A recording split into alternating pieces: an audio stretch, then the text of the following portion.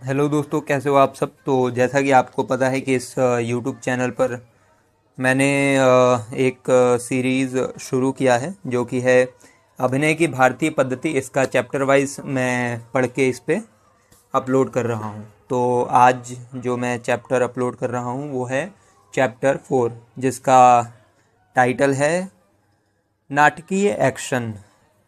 तो चैप्टर 3 जो है मैंने ऑलरेडी अपलोड कर दिया है, ये चैप्टर 4 है। तो चलिए इसको पढ़ते हैं।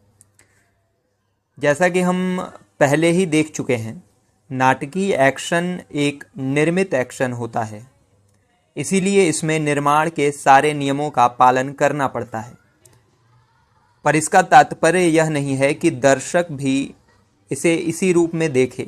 ख़ास तौर पर जब नाटक अच्छा हो रहा होता है तो दर्शक इस निर्मित एक्शन को सजीव, जटिल और बहुस्तरीय प्रस्तुति के रूप में देखता है। इसीलिए वह नाटक देखने के बाद उसे शानदार, दमदार, दिमाग को झकझोरने वाला, जादुई जैसे विशेषणों से नवाजता है। इसीलिए कि उसको ये एक गहन, गहरा और चमत्कारिक तजुर्बा जैसा लगता है। लेकिन नाटकीय एक्शन अपने में सुगढ़ रूप से निर्मित गतिविधियों और कार्य व्यापारों का सुगठित परिणाम होता है।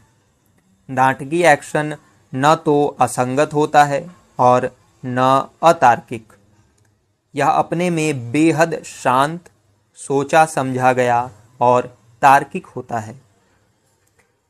यह उस तरह से नहीं होता है जैसा कि दर्शकों को लगता है कि ये एक ही समय में कई चीज़ें एक साथ हो रही हैं। वस्तुतः इसमें एक समय में एक ही काम होता है। जी हाँ, एक समय में एक ही काम करना नाटकीय एक्शन निर्मित करने का बुनियादी सिद्धांत है। अभिनेताओं को चाहिए कि एक समय में एक ही काम करने की आदत डाल लें, ताकि वे नाटकीय एक्शन को निर्मित करने में दक्ष हो जाएं। अच्छा, अब इसका सार ये है कि जैसे कि पब्लिक जो रहता है, जो नाटक को देखता है, उसको ऐसा लगता है कि ये सारी चीज़ें जो हैं जीवंत लग रही हैं, क्योंकि काफ़ी सारी चीज़ें एक साथ हो रही हैं कि इधर से कोई एक्टर आ रहा है, इधर से कोई बोल रहा है डायलॉग, इधर से उसका तुरंत रिप्लाई मिल रहा है। जबकि ये सारी चीज़ें जो बनी हैं वो एक समय में एक काम करते हुए ही बना है। मतलब रिहर्स हुआ है, पहले ये डायलॉग बोलेगा, ये यहाँ से चल के आएगा, ये बारी बारी से इन सब चीज़ों को जोड़ा गया है। तो वही बोला गया है कि एक्टर को एक समय पे एक ही काम करना चाहिए। दूसरा है तार्किक एक्शन। चूंकि नाटकीय एक्शन का प्रभाव दर्शकों पर चमत्कारिक और तर्क से परे जैसा होता है, इसीलिए अभिनेताओं को कई बार गलतफहमी हो जाती है। ये छलावा ही वास्तविकता है। इसीलिए वो स्वाभाविक एक्शन को स्वाभाविकता के साथ निर्मित करने का प्रयास करते हैं। उनको ये एहसास होना चाहिए कि मंच पर जो अभिनेता आता है उसे एक इंजीनियर की तरह होना चाहिए, न कि एक आम जीवन में पाए जाने वाले मनुष्य की तरह। अभिनेता को एक सोची समझी हुई योजना पर अमल करना चाहिए। जैसे हर निर्माण के पीछे एक योजना होती है, वैसे ही नाटकीय एक्शन के निर्माण के पीछे एक पूरी योजनाबद्धता होनी चाहिए। ये योजना पहले से सुसंजित होनी चाहिए। अभिनय दिखने में स्वतः स्फूर्त लगता है, लेकिन होता नहीं है। अभिनय सीखने वालों को इस बात को समझ लेना चाहिए। कई अभिनेता नाटक या फिल्में देखकर अभिनय सीखने की कोशिश करते हैं। यह अपने में गलत नहीं होता। अभिनय में कई तत्व मिले होते हैं और इनमें से कुछ दूसरों को एक्टिंग करते हुए देखकर सीखा जा सकता है। लेकिन नाटकीय एक्शन सिर्फ दूसरे की मंचीय एक्टिंग को देखकर नहीं सीखा जा सकता। ध्यान रखिएगा, यहाँ पर कह रहे हैं कुछ तत्व, मतलब कुछ जो चीज़ें हैं, जो पूरा एक्शन बना हुआ है, पूरा नाटक बना हुआ है, या पूरा एक सीन में एक एक्टर परफॉर्म कर रहा है तो कुछ कुछ चीज़ें जो है उसकी देखकर सीखी जा सकती हैं कि अच्छा चलो ये अच्छा लग रहा है, इसका ये पार्ट अच्छा लग रहा है। लेकिन पूरा उसको देख के नहीं सीख सकते आप, जब तक कि आप करेंगे नहीं, जब तक कि आप रियल लाइफ में आप खुद पे उसको ट्राई नहीं करेंगे। हकीकत तो यह है कि दूसरों की एक्टिंग की नकल कर एक्टिंग सीखना गलत राह पर ले जा सकता है।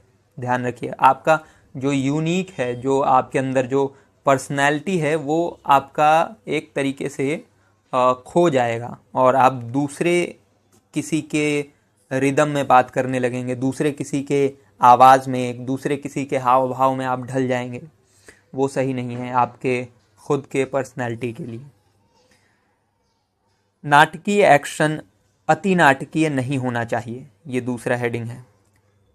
यहाँ एक अन्य बात समझने की है कि नाटकीय एक्शन को हमेशा नाटकीय होने की ज़रूरत नहीं, ये बहुत बड़ा भी नहीं होना चाहिए, बहुत ज़्यादा हलचल भी नहीं चाहिए। नाटकीय एक्शन आँख का एक इशारा भर हो सकता है, तर्जनी से एक छुअन भी हो सकती है, या एक गहरी सांस अथवा चेहरे पर आया एक खिंचाव भी हो सकता है। इनमें हर चीज़ एक नाटकीय एक्शन है। असल में रोज़मर्रा का एक साधारण कार्यकलाप ही मंच पर असाधारण और नाटकीय बन जाता है, अगर सही तरीके से किया जाए तो। इसीलिए नाटकीय एक्शन निर्मित करने के लिए बहुत ज़्यादा साहसी होने की ज़रूरत नहीं है। नाटक के अति नाटकीय एक्शन या हरकतें नहीं की जाती, नाटक में अति नाटकीय या एक्शन या हरकतें नहीं की जाती। मंच पर छोटी जगह होती है जो किसी बड़े नाटकीय कार्य व्यापार के लिए उपयुक्त नहीं होती। उदाहरण के लिए, मंच पर आप यह नहीं दिखा सकते कि एक गाड़ी दूसरी गाड़ी का पीछा कर रही है। यहाँ तक कि मंच पर एक कार को भी खड़ा करना मुनासिब नहीं होगा। मंच पर कुछ एक कलाकार यानी अभिनेता आ सकते हैं और कुछ रंग सामग्रियों यानी प्रॉपर्टी का प्रयोग किया जा सकता है। अभिनेता को इसका ध्यान रखना होगा। मैंने कहा कि नाटकीय एक्शन एक तार्किक एक्शन है। इसे तार्किक क्यों होना चाहिए? जवाब बहुत आसान है, इसीलिए कि यह निर्मित एक्शन है। मनुष्य सिर्फ तार्किक तरीके से किसी एक्शन का निर्माण कर सकता है। सिर्फ दैवीय या ईश्वरीय ताकतें ही अविश्वसनीय या जादुई चीज़ों का निर्माण कर सकती हैं। अभिनय जादुई कला नहीं है, ध्यान रखिएगा, लेकिन ये अपने प्रभाव में जादुई हो सकता है। अगर सही तरीके से किया जाए तो ये जादुई कला नहीं है, लेकिन इसका प्रभाव जब ये तैयार हो जाएगा तब ये जादुई हो सकता है। प्रभाव इसका जो लोग इसको देख रहे हैं उनको ये जादुई लग सकता है। एक्टर को जादुई नहीं लगेगा। ये जो पहली बार देख रहा है, जो आपका प्रस्तुति जो आप इतना मेहनत करके 1 महीने 2 महीने में तैयार किए हैं, उसको जो पहली बार देख रहा है, जो आम जनता, उसके लिए ये जादुई हो सकता है। जादू का निर्माण, वास्तविक मैजिक शो, जादू के कार्यक्रम को मिसाल के तौर पर देखें। एक जादूगर का कर्तव्य सिर्फ सामान्य दर्शकों को जादुई लगता है। वही बात है, एक जादूगर एक लड़की को एक बक्से में डालता है और उसके अलग अलग अंगों को ऐसे निकालता है मानो उसे कई भागों में काट डाला है। फिर वो उस बक्से को खोलता है और उसमें से वो लड़की सही सलामत और मुस्कुराती हुई बाहर आती है। क्या जादूगर ने उस लड़की को कई हिस्सों में काट डाला था? बिल्कुल नहीं। थिएटर या रंगमंच में ऐसा ही होता है। जादूगर और अभिनेता भी इस तरह का जादुई कारनामा इसीलिए कर पाता है कि वो चालबाजी में निपुण होता है। चालबाजियों या कौशलों का सहारा लेते हुए वे दर्शकों को चमत्कृत कर देता है।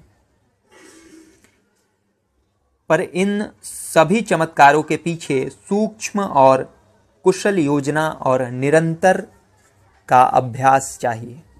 वही बात है कि आपको तैयारी करना पड़ेगा, आपको मेहनत करना पड़ेगा, छोटे से छोटे डिटेल पर भी। जिस तरीके से एक जादूगर अपने जादू को जादुई लगने के लिए करता है। अभिनय जीवन नहीं है, ये दूसरा हेडिंग है। जब आप मंच पर अभिनेताओं को एक खास समय में नाचते गाते भागते एक दूसरे से घुलते मिलते देखते हैं तो आपको लगता है, आहा, ये सब कितना स्वाभाविक है और कितना अद्भुत। यही तो जीवन है। लेकिन ये जीवन नहीं है, ये किसी भी स्थिति में स्वाभाविक भी नहीं है।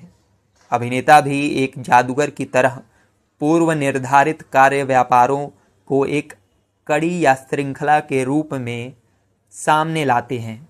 ये फर्क है किसी नाटक को देखने और मंच पर नाटक करने का। यह सब ध्यान में रखते हुए हम एक एक्शन के निर्माण वाले मसले को समझने की शुरुआत कर सकते हैं। ये केवल एक एक्शन का निर्माण करने से पहले का क्या क्या आपको ध्यान में रखना है उसके ऊपर था। तो ये चैप्टर 4 था। अब चैप्टर 5 है एक्शन का निर्माण। चैप्टर 4 का टाइटल क्या था? नाटकीय एक्शन। नाटकीय एक्शन का निर्माण है चैप्टर 5 में, जो कि है अगले वीडियो में अपलोड होगा, क्योंकि एक वीडियो में एक ही चैप्टर में अपलोड करना चाह रहा हूँ, मतलब सिस्टमेटिक वे में, ताकि आप लोगों को भी समझने में दिक्कत ना हो और जो हमारे व्यूवर्स हैं उनको भी कॉन्सेप्ट क्लियर रहे कि भाई ये है। एक थियरी जब क्लियर रहता है तो आप जब नाटक करते हैं, ये किताब जो है इसको बिगिनर पढ़ के समझ सकते हैं। हालांकि अगर आप नाटक वाटक किए हैं तो आपको थोड़ा बहुत उसका अंदाज़ा हो जाता है कि अच्छा कुछ चीज़ें आप रिलेट कर पाते हैं अपने आपके एक्सपीरियंस है कि हाँ जब हम स्टेज पे थे तो कैसे किए थे, क्या हुआ था, मतलब काफ़ी कुछ है जो छोटी छोटी डिटेल्स होती हैं। बाकी एक ओवरऑल समझ होने के लिए ये किताब जो है बढ़िया है। ये अभिनय की भारतीय पद्धति, प्रसन्ना का लिखा हुआ है। रविंद्र त्रिपाठी द्वारा इसको हिंदी में अनुवाद किया गया है। ओरिजिनल इसका शायद कन्नड़ में या शायद इंग्लिश में है। इंग्लिश में ही होना चाहिए मुझे जहाँ तक लगता है। एनएसडी में आपको मिल जाएगा। एनएसडी के जो बुक शॉप है और उसमें जाके कोई भी ले सकता है। अच्छा, वीडियो को यहीं पे ख़त्म करते हैं। उम्मीद करता हूँ कि ये चैप्टर आपको समझ में आया होगा और जो भी पार्ट आपको नहीं समझ में आ रहा है या जो क्वेश्चन है जो कि आपके दिमाग में चल रहा है उसको अगर पूछना है तो आप पूछ सकते हैं। लेकिन हाँ, ये ध्यान रखिए कि क्वेश्चंस का आंसर्स जो है ना वो सब के लिए अलग अलग है, क्योंकि एक्टिंग कोई ऐसी चीज़ नहीं है जिसको आप एक थियरी के रूप में पेश कर सकते हैं कि भाई यही सही आंसर है। ऐसा बिल्कुल नहीं होता है। मेरे लिए कोई आंसर कुछ और होगा, मेरे ऊपर कुछ और मेथड काम करेगा, आपके ऊपर कुछ और काम करेगा। तो ये इंडिविजुअल के ऊपर अलग अलग हो सकता है। तो वीडियो को यहीं पे ख़त्म करते हैं। 14 मिनट हो चुका है और अगर आपको सीरीज़ अच्छी लग रही है तो लाइक कर दीजिए, कमेंट कर दीजिए और सब्सक्राइब कर लीजिए।